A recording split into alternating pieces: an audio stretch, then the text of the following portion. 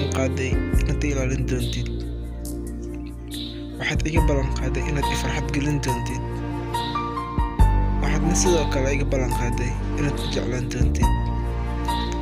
Laakiin adiga intaasoo dhan ma samayn. Waad i dhaawacday, waad iga ilmeysiisay, waadna i xanuunjisay.